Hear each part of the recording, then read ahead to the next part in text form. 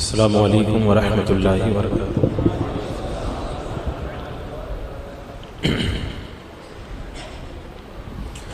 अल्हम्दुलिल्लाह रब्बिल आलमीन वस्सलातु वस्सलामु अला मन कान नबिय्यन व आदम बैनल माइ वत्तीन। अम्मा बअद फ़अऊज़ु बिल्लाहि मिनश शैतानिर रजीम। बिस्मिल्लाहिर रहमानिर रहीम। इन्नल्लाह ला युग़य्यिरु मा बिक़ौमिन हत्ता युग़य्यिरु मा बिअन्फुसिहिम। सदक़ल्लाहु मौलाना अज़ीम व सदक़ रसूलुहुन नबियुल अमीनुल करीम व नहनु अला ज़ालिका लमिनश शाहिदीन व शाकिरीन वल्हम्दुलिल्लाहि रब्बिल आलमीन। हुसूल बरकत के लिए इंतहाई अक़ीदत व मोहब्बत के साथ हुज़ूर अकरम सय्यद आलम जनाब मुहम्मदुर रसूलुल्लाह सल्लल्लाहु तआला अलैहि वसल्लम की मुक़द्दस बारगाह में दुरूद व सलाम का हदिया पेश कर लें। अल्लाहुम्मा सल्लि अला सय्यदिना व शफ़ीना व हबीबिना व मौलाना मुहम्मद व बारिक व सल्लिम सलातन व सलामन अलैका या रसूलल्लाह सल्लल्लाहु तआला अलैहि वसल्लम। मुझे जो उन्वान दिया गया है एकदम करंट उन्वान दिया गया है। कल 31st नाइट है और आज मुझे इस्लाह मुआशरा के नाम से उन्वान दिया गया। कल है, कल अभी 2 घंटे बाद नहीं है, कल। तो कल जो ये मुआशरा की कल जो दुर्गत बनने वाली है उसकी इस्लाह के लिए मुझे 11 मिनट के लिए आपके सामने पेश किया गया है। हज़रात मुकर्रम, ये जो इनकलाब आता है वो इनकलाब सिर्फ एक तकरीर या किसी एक प्रोग्राम या किसी एक कॉन्फ्रेंस से नहीं आता है। इनकलाब कैसे आता है अल्लाह तबारक व तआला ने इस आयत करीमा में बयान फरमाया जो अभी मैंने आपके सामने तिलावत की। आयत करीमा का मफहूम यह है कि अल्लाह तबारक व तआला किसी कौम से अपनी नेमत को उस वक्त तक नहीं बदलता जब तक कि कौम खुद अपनी हालत को न बदले। तो इस आयत करीमा से ये पता चला कि इनकलाब जो आता है अंदर से आता है, बाहर से नहीं आता है।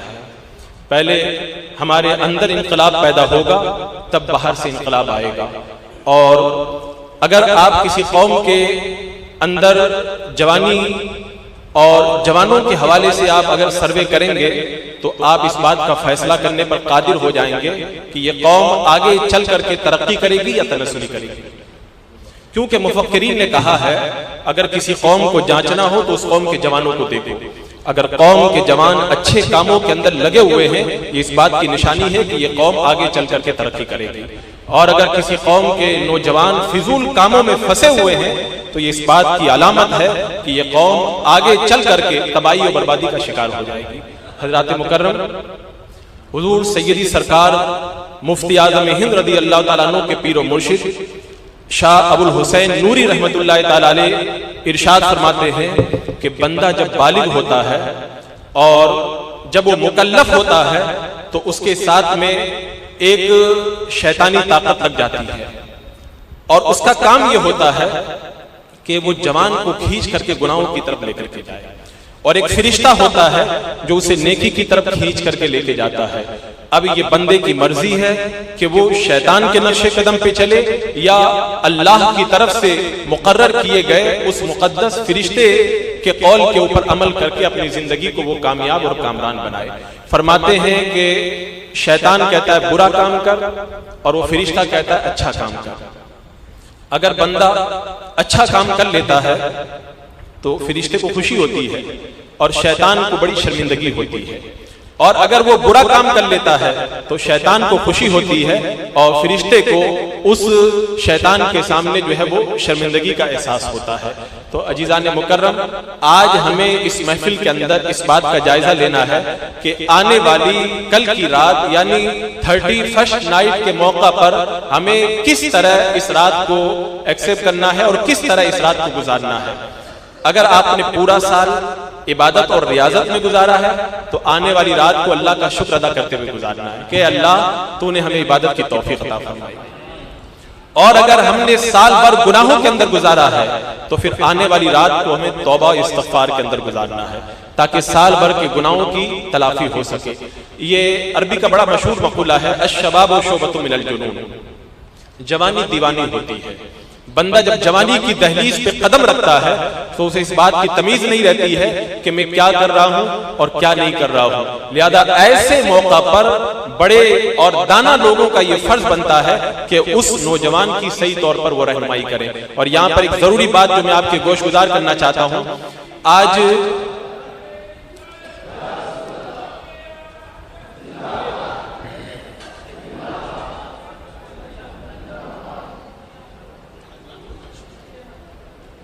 आप हज़रात तशरीफ रखें आप हज़रात दुरूद पाक पढ़ लें। अल्लाहुम्मा सल्ली अला सय्यदिना व शफीना व हबीबिना मौलाना मुहम्मद व बारिक व सल्लिम सलातुन व सलामुन अलैका या रसूल अल्लाह सल्लल्लाहु तआला अलैहि वसल्लम।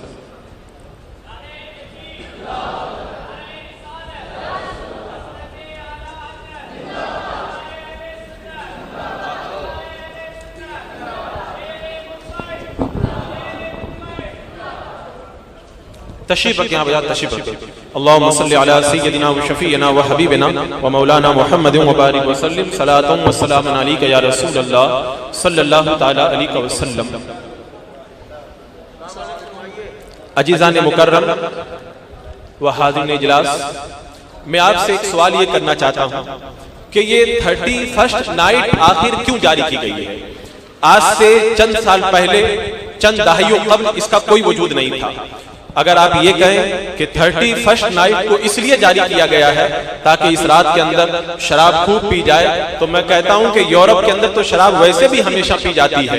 अगर 31st नाइट को इसलिए जारी किया गया है कि इस रात के अंदर अय्याशी की जाए, तो अय्याशी तो यूरोप के अंदर हर साल भर तक जारी रहती है। अगर निगाहों की आवारगी के लिए इस रात को मनाया जाता है तो अहले यूरोप तो हमेशा अपनी निगाहों को आवारा करते रहते हैं। अगर इस रात को मनाने का मकसद ये है कि इस रात के अंदर खूब गाना गाया जाए, तो गाने तो यूरोप के अंदर साल भर तक गाए जाते हैं। आखिर मैं आपको ये बात समझाना चाहता हूं कि 31st नाइट को जारी करने का मकसद क्या है। अहले यूरोप ने एक नेवी के जरिए 31st नाइट को मनाया।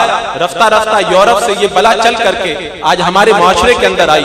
अगर गाना बजाना मकसद था, गाना बजाना तो रोज वो करते हैं। अगर अय्याशी मकसद थी, अय्याशी तो वो रोजाना करते हैं। अगर नाचना मकसद था तो नाचना तो उनके यहाँ हमेशा ही जारी रहता है। अगर आतिशबाजी मकसूद है तो आतिशबाजी भी तो उनके यहाँ हमेशा होती है। मकसद वो नहीं है, मकसद दूसरा है। मकसद ये है कि मुसलमान कौम हमारी शराब के अंदर शिरकत नहीं करती, मुसलमान कौम हमारे साथ में गाना बजाना के अंदर शिरकत नहीं करती, कौम मुस्लिम हमारे साथ अय्याशियों के अंदर शिरकत नहीं करती। अगर इन्हें हम दावत देंगे कि आओ हमारे साथ में अय्याशी करो, कौम मुस्लिम नहीं आएगी। अगर इन्हें शराब के लिए बुलाएंगे ये कौम नहीं आएगी। अगर इन्हें हम आतिशबाजी के नाम पे बुलाएंगे तब भी ये लोग नहीं आएंगे।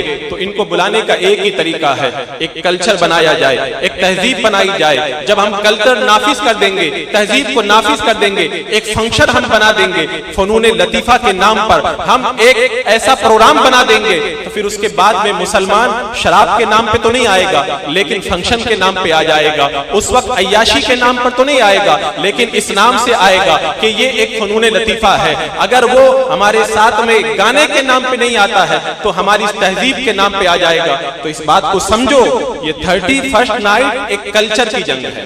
एक तरफ मगरिब का कल्चर, दूसरी तरफ इस्लामी कल्चर। ये जो रातें आती हैं ये डायरेक्ट इस्लामी कल्चर को जो है अटैक करने के लिए आती है। और आपको ये बात अच्छी तरह याद होगी, जो शरीफ घराना कभी बेपर्दगी को गवारा नहीं करता, अगर कल्चर का नाम दे दिया जाए तो फिर वो इसको एक्सेप्ट कर लेते हैं। जैसे मिसाल के तौर पर गांव में रहने वाला एक खानदान, शरीफ खानदान है, उनकी बच्ची बेपर्दा बाहर नहीं निकलती, लड़कों के साथ नहीं घूमती, वो शहर के अंदर आए, एक ऐसी सोसाइटी के अंदर आ गए जहां पर लड़कों के साथ में घूमा जाता है और अय्याशी की जाती है, बेपर्दगी के साथ में निकला जाता है। 2 महीना, 4 महीना और 1 महीने के बाद में वही गाँव की लड़की यहाँ पर रह करके इस कल्चर के अंदर ढल जाती है। फिर वो नौजवान लड़के के साथ भी निकलती है, गाना भी सुनने जाती है, अय्याशियों के अड्डे पे भी जाती है। अगर उसके बाप से कहा जाए अपने बच्ची को रोकते क्यों नहीं, वो कहते क्या करूं, यहाँ का कल्चर ही ऐसा है। आप इस बात को समझो, ये कल्चर के नाम पर जब कोई बुराई किसी के अंदर दाखिल की जाती है तो फिर बंदा उस बुराई को बुराई नहीं समझता, उस बेहयाई को बेहयाई नहीं समझता और एक बात कह करके पल्ला झाड़ लेता है, मैं क्या करूं। यहाँ की तहजीब ही यही है, यहाँ का कल्चर ही यही है। और इसीलिए अल्लाह तबारक व तआला ने कुरान पाक के अंदर हमें जो दुआ तालीम फरमाई वो दुआ यही है, इहदिनस सिरातल मुस्तकीम, ऐ अल्लाह हमें सीधे रास्ते पे चला, सिरातल लज़ीना अनअमता अलैहिम, उन लोगों का रास्ता जिन पर तूने इनाम किया, गैरिल मग़दूबि अलैहिम वलद्दाल्लीन, उन लोगों के रास्ते पे मत चला। उलमा फरमाते हैं यहाँ पे मग़दूब और दाल्लीन से मुराद यहूदी और नसरानी है। दिन में 5 मरतबा हम अल्लाह की बारगाह के अंदर हाजिर होकर के जब नमाज पढ़ते हैं और नमाज के अंदर अल्लाह की बारगाह में दुआ करते हैं, ऐ अल्लाह हमें यहूद और नसारा के तरीके पे मत चला। और 31st नाइट का कल्चर हमारी जिंदगियों के अंदर इस तरह दाखिल हो गया कि हम फिर उस बुराई को बुराई नहीं समझते और उसके साथ में दाखिल होने को अपने लिए फख्र महसूस करते हैं। अजीजान मुकर्रम, ये बड़ा बारीक नुक्ता है। ये जितने भी फंक्शन बनाए गए हैं उन्होंने अपने लिए नहीं बनाए हैं, वो तो हर साल अय्याशी करते हैं, हर दिन अय्याशी करते हैं। ये हमारे लिए बनाए गए हैं ताकि कौम मुस्लिम हमारे साथ में आकर के शरीक हो। आज जब अपने नौजवानों को हम रोकते हैं कि तुम क्यों जाते हो, वो कहते हैं सिर्फ खेल कूद के लिए जाते हैं। मैं आपको बताऊं, खेल कूद का तस्वुर इस्लाम के अंदर है कि नहीं है। ईद का दिन है, काजी शुरे एक रास्ते से गुजर रहे हैं, नौजवान लड़के खेल रहे थे। काजी शुरे ने पूछा क्या कर रहे हो? कहा हम लोग टाइम पास कर रहे हैं। कहा क्यों? कहा ईद का दिन था, हमने सोचा कि टाइम पास कर लिया जाए। काजी शुरे रहमतुल्लाह ताला अलैह ने बड़ी प्यारी बात फरमाई, बोले टाइम पास करने का जो तरीका तुम बता रहे हो वो तरीका अल्लाह उसके रसूल ने नहीं बताया। नौजवानों ने कहा हुजूर फिर वो कौन सा तरीका है? अल्लाह तबारक व तआला ने इरशाद फरमाया, फइदा फरग़ता, जब तुम फारिग हो जाओ, जब तुम फुर्सत से हो जाओ तो फिर तुम टाइम गुजारना चाहो। टाइम गुजारने का तरीका यह है, फन सब अल्लाह की इबादत और दुआ के अंदर कोशिश किया करो।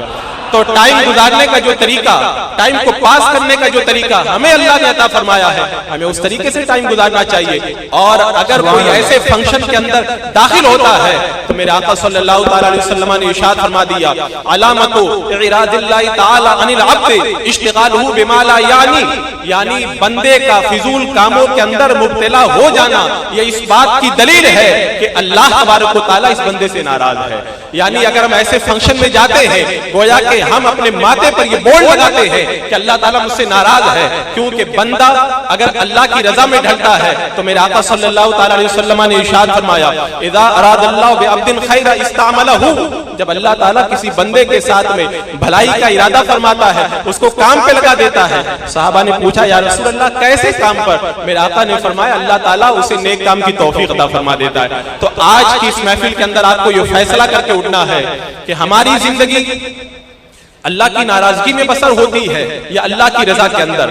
तो मेरे आका ने फरमा दिया, अगर फिजूल काम में हो समझ जाओ अल्लाह की नाराजगी के अंदर तुम मुब्तला हो, और अगर नेक काम के अंदर हो समझ जाओ अल्लाह की रजा के अंदर तुम जिंदगी को बसर कर रहे हो। तो अजीजान मुकर्रम, कल की आने वाली 31st नाइट, यहाँ पे एक बात मैं ये भी आपको बता दूं कि ये सालगिरह जो मनाई जाती है ये सालगिरह नहीं है, ये तो हमारे लिए गम का मौसम होना चाहिए। हमारी जिंदगी से 1 साल कम हो गया, हमारी जिंदगी से 1 साल कम हो गया।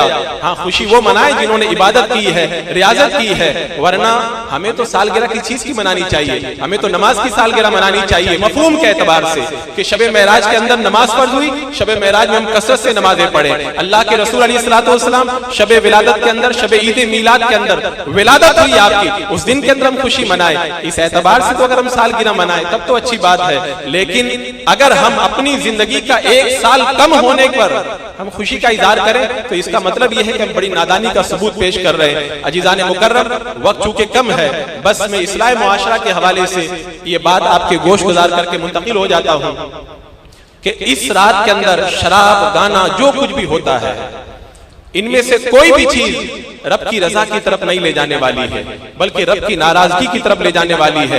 हजरत उमर इब्न अब्दुल अजीज रज़ी अल्लाह तआला अन्हु नमाज फज्र के लिए तशरीफ ले जा रहे हैं। एक शख्स आके अर्ज करता, हुजूर एक बंदे की जान निकलने के करीब है, जान निकलती नहीं, आप आकर के उसको कलमा की तलकीन कर दें। जब आप तशरीफ ले गए, उसे कलमा पढ़ने के लिए कहा, उसने इनकार कर दिया, और इसी हालत के अंदर जब मर गया, हजरत उमर इब्न अब्दुल अजीज ने अहले खाना से पूछा, ये कौन सा गुनाह करता था? बताया, ये शराब पिया करता था। कहा इसी नऊसत की वजह से मरते वक्त इसको कलमा नसीब नहीं हुआ है।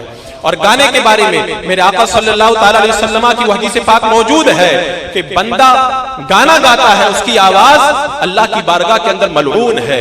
और हजरत नाफे फरमाते हैं, अब्दुल्लाह इब्न उमर रज़ी अल्लाह तआला अन्हु के साथ में मैं रास्ते से गुजर रहा था, गाने की आवाज आई, कान के अंदर उंगली रख दी, काफी दूर जाकर पूछते हैं वो आवाज बंद हो गई, कहाँ हुजूर बंद हो गई। उसके बाद में फरमाया तुम्हें मालूम है मैंने अपने कान के अंदर उंगली क्यों डाली थी? कहा एक बार मैं अल्लाह के रसूल अलैहिस्सलाम के साथ में जा रहा था, आपकी कान के अंदर भी बांसुरी की आवाज आई थी, आपने भी कानों के अंदर उंगलियां डाल दी थी, मैंने अल्लाह के रसूल अलैहिस्सलाम की सुन्नत पे अमल किया है। तो अल्लाह के रसूल अलैहिस्सलाम और सहाबा का तरीका ये और हमारा तरीका वो जो कल आने वाली रात के अंदर मुआशरे का सत्यानाश होने वाला है। अजीजान मुकर्रम, अपने आप को बदलो। जब इनकलाब जो भी आता है जवानों से आता है। आप तारीख उठा करके देख लें, तारीख में जो भी इनकलाब आया है वो जवानों से आया है। हिंदुस्तान में इस्लाम की दौलत लेकर आने वाले मोहम्मद बिन कासिम 18 साल के नौजवान ही तो थे। चीन की दहलीज पर दस्तक देने वाले कुतैबा इब्ने मुस्लिम, वो भी तो जवानी के आलम के अंदर थे। और स्पेन के अंदर दाखिल होकर इस्लाम का पैगाम ले जाने वाले तारिक बिन ज़ियाद तो जवानी की उम्र के अंदर थे। हजरत इमाम बुखारी रज़ी अल्लाह ताला अन्हु ने अपनी जवानी को रब की रजा के अंदर लुटा दिया, तो बुखारी शरीफ जैसा तोहफा हमें मयसर आया। अगर हमारे मुहद्दिसीन, मुफक्किरीन और मुहद्दिसीन अगर अपनी जवानियों की कदर ना करते तो ना हमें बुखारी मिलती, ना मुस्लिम मिलती, ना हमें तफसीर की किताबें मिलती। आज जितना भी मुसलमानों का सरमाया है ये सारा सरमाया हमारे असलाफ की जवानियों की जो है देन है। अगर उन्होंने ये कुर्बानियां जवानी की न दी होती तो आज हमें ये दौलत मयसर नहीं आती। अजीजान मुकर्रम, अपनी जवानियों की कदर करो, अभी तुम्हें बहुत काम करना है। आने वाला वक्त बड़ा खतरनाक है, खास तौर से अहले सुन्नत व जमात और मसलके आला हजरत के मानने वालों के लिए बड़ी सख्त प्लानिंग चल रही है। और इन्हें मालूम है अगर तदय्युन इस दौर के अंदर किसी के अंदर पाया जाता है तो बरेलवी कहलाने वाले मुसलमानों के अंदर पाया जाता है। तो ये जितने फंक्शन हैं ये सिर्फ बरेलवी कहलाने वाले सुन्नी सहीउल अकीदा मसलके आला हजरत के हामिल मुसलमानों को इन फिजूल चीजों के अंदर फंसाने के लिए रखे गए हैं। अल्लाह तबारक व तआला हमें अपने वक्त की कद्र करने की तौफीक अता फरमाए और हर तरह की ऐसी खुराफात से बचाए और हम ये अपनी जिम्मेदारी निभाएं, खुद भी बचे और हमारा जो भाई जा रहा है उसका हाथ पकड़े और उसे बताएं कि अल्लाह ने इसलिए नहीं पैदा किया है, तेरी पैदाइश का मकसद कुछ और है। अल्लाह रब्बे कदीर हमें मकसद तख्लीक को समझने की तौफीक अता फरमाए। वमा अलैना इल्लल बलाग। अस्सलामु अलैकुम।